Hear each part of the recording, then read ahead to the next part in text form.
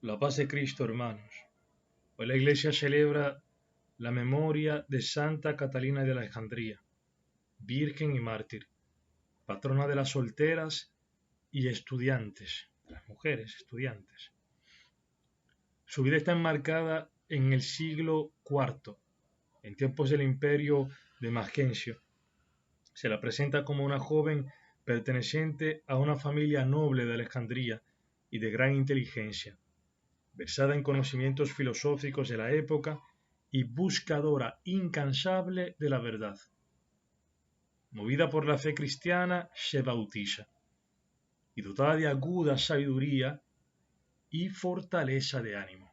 Esta mujer se enfrenta con el emperador y como el emperador no puede con sus argumentos, pues busca a los sabios del imperio y ésta descubre sus sofismas e incluso se convierten después del debate con ella. Ella aparece como vencedora en la palestra de la razón, pero al no poder con su sabiduría y, como dice los agiógrafos, en las historias que nos llegan, ella había rechazado también las pretensiones del rey, no solamente de negar la fe, sino también de tenerla a ella como compañera. Bueno, pues ella, que no fue vencida en la palestra de la razón y no cayó en las seducciones del rey, que le prometía poder, esta al final fue vencida solo por la fuerza de las armas en el martirio.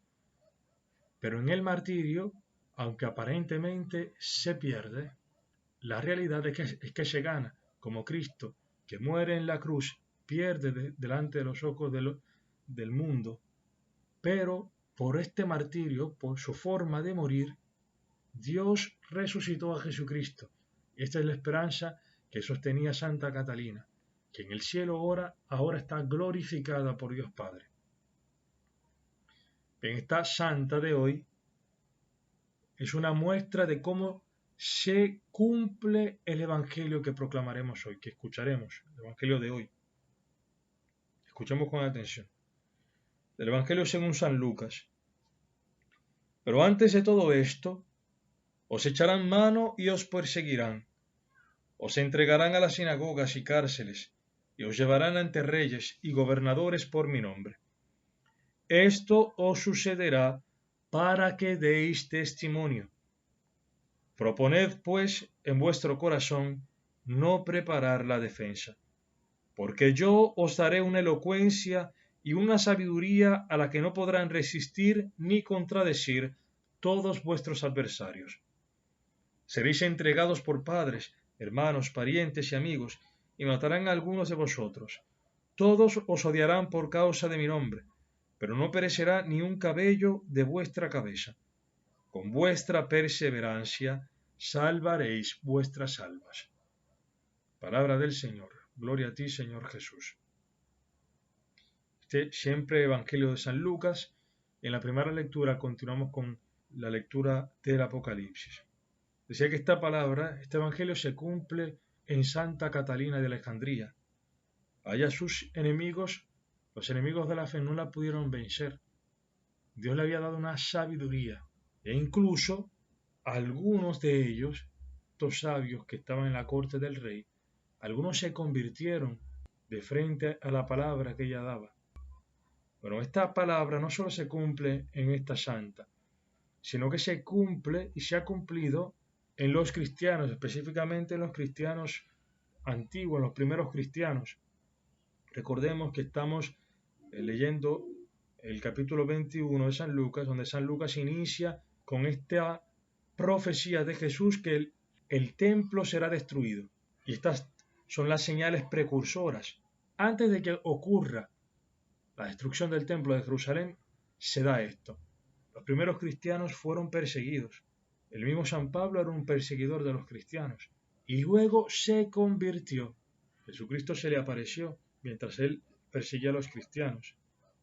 Esta palabra es muy importante para nosotros porque en el tiempo de la persecución es el tiempo favorable para dar testimonio de Jesucristo.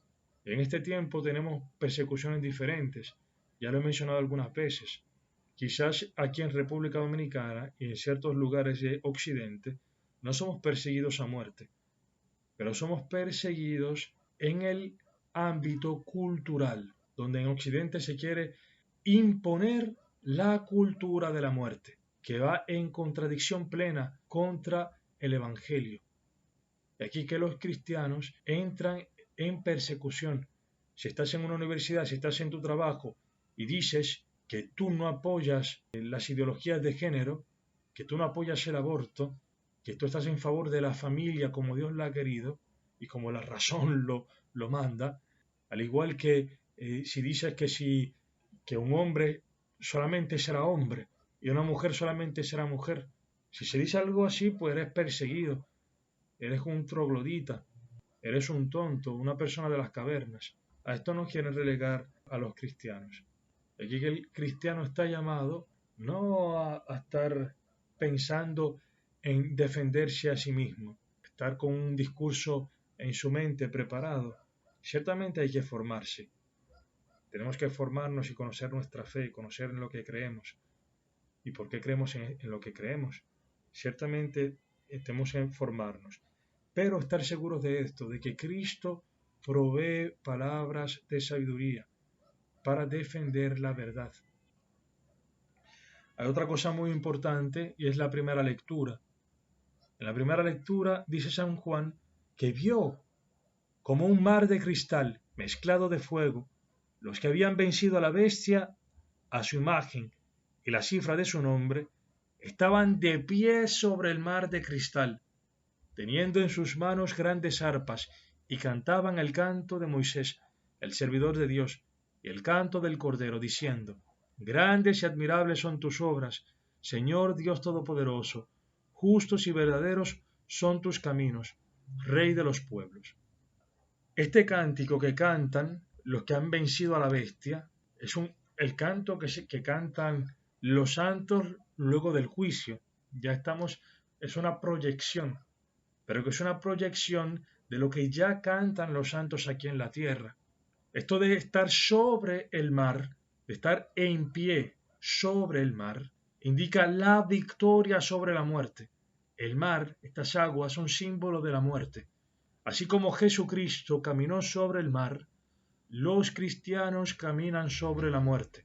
De frente a todas las dificultades, el cristiano levanta la cabeza, se mantiene en pie. En caso de que caiga, porque somos débiles, se levanta nuevamente, porque el justo cae 7 veces, pero 7 veces se levanta.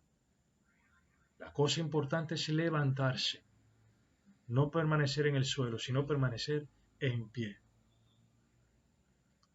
Ahora bien, los cristianos vencen, caminan sobre la muerte, son capaces de amar al enemigo, de perdonar a quienes los odian, de no pagar mal con mal, sino que al mal devolver con el bien. Este canto que cantan, este cántico nuevo, este canto de Moisés, es el canto de aquellos que han sido salvados, de aquellos que han experimentado la salvación de Dios, de aquellos que, de frente al peligro de la muerte, han experimentado la salvación de Dios. Y cuando digo peligro de muerte, no digo simplemente peligro de muerte física, sino las mil y una dificultades que aparecen en la vida. Ver que Dios es un Dios providente, que nos cuida, y que incluso de frente al peligro de la muerte espiritual, de frente al pecado, Dios sale victorioso, y que vence a nuestros faraones, vence nuestra soberbia, nuestro egoísmo, nuestra falta de amor, de caridad. Y de este canto hay una cosa maravillosa, y es que al final de la historia los santos alabarán a Dios por todo lo bueno que ha hecho Dios, viendo todo el misterio, toda la historia, que es desvelada, que es presentada a la luz del Cordero, que es aquel que abre los 7 sellos, aquel que tiene el sello del sentido de la historia, viendo al final de la historia la obra completa de Dios, los santos bendecirán a Dios y dirán: justos y verdaderos son tus caminos, Rey de los pueblos. Se manifestará la santidad de Dios, la justicia de Dios en sus actos. Verán la providencia de Dios en la historia. Y repito, esto es un cántico que está proyectado al futuro, a los que vencerán, a los que venceremos con la gracia de Dios. Pero que es un canto que se aprende aquí en la tierra. Aquí en la tierra se aprende a caminar sobre el mar, se aprende a vencer sobre la muerte, sobre el pecado, sobre el egoísmo. Aquí en la tierra se aprende a bendecir a Dios por las obras que hace, incluso por estas señales precursoras que nos muestra el Evangelio de San Lucas, los terremotos, las pestes, el coronavirus, el hambre que puede pasar en algunos lugares, el ser perseguidos. Todo esto puede ser motivo de bendición a Dios. Recordemos lo que dice San Pablo, todo concurre para el bien de los que aman a Dios. Por eso el cristiano, de frente a la historia, teniendo una luz sobre la historia, que es la luz de la fe, que es alimentada con la palabra de Dios, que nos ayuda a discernir nuestra historia y a ver cómo Dios actúa en nuestra historia. Ver que Dios es un Padre que no nos deja solos. Viendo los eventos de la historia se puede bendecir a Dios, se puede ver la obra de Dios, que Dios es bueno, incluso en este tiempo de coronavirus, incluso en los tiempos de precariedad. Se puede ver que Dios todo lo que permite es para nuestro bien. Y ojo, no todo lo que pasa es voluntad de Dios. Dios no quiere el mal en el mundo, Dios solamente quiere el bien. Pero en el mundo, por desgracia, no pasa solo lo que es voluntad de Dios. Por eso los cristianos cada día rezan el Padre Nuestro, diciendo, hágase tu voluntad aquí en la tierra como en el cielo. Principalmente cuando se dice en la tierra, pues que se dice en mi corazón, en mí. Que yo pueda ser humilde, humus como la tierra, y que aquí en mi corazón se pueda hacer tu voluntad. Se necesita humildad para aceptar la voluntad de Dios, vivir en la voluntad de Dios. Pues entonces que aquí en esta tierra de mi vida se pueda hacer tu voluntad. Y no solamente en mí, sino con mis hermanos. Y en esta tierra, en este mundo, se puede hacer tu voluntad. Y Dios, que en su bondad guía la historia, solamente permite aquellas cosas que en su bondad, que en su omnipotencia Él es capaz de transformar en bien. Si Él no fuese capaz de sacar un bien mayor del coronavirus, no lo hubiese permitido. Entonces Dios permite nuestros errores, nuestra libertad pecaminosa, la permite sabiendo, teniendo el poder de sacar algo mejor de allí, de sacar un bien. Aun si Él no quiere el mal, como nos ama, nos deja en libertad, porque el amor presupone la libertad. Para Dios es tan grande que en nuestras líneas torcidas Él es capaz de escribir derecho. Por eso los cristianos, repito, de frente a la historia, a los problemas, de frente a la cruz, pueden bendecir a Dios, sabiendo que Dios no los abandona. Y al final de la historia, esto será patente, será visible a los ojos de todos, no solamente a los cristianos, del mundo entero. Todas las generaciones y generaciones de hombres que han caminado sobre la tierra podrán ver el gran diseño de Dios.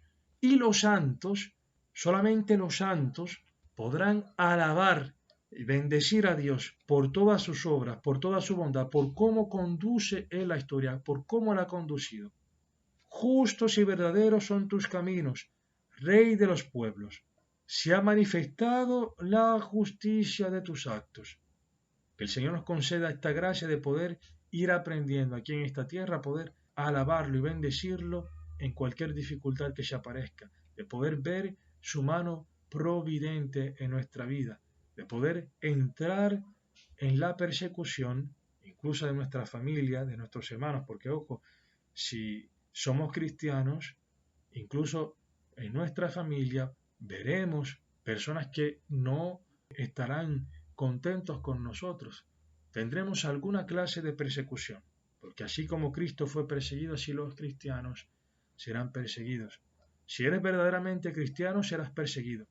Y si no eres perseguido, no tienes ninguna persecución, preocúpate, porque eso quiere decir que estás completamente en el mundo, porque los cristianos están en el mundo, pero no son del mundo.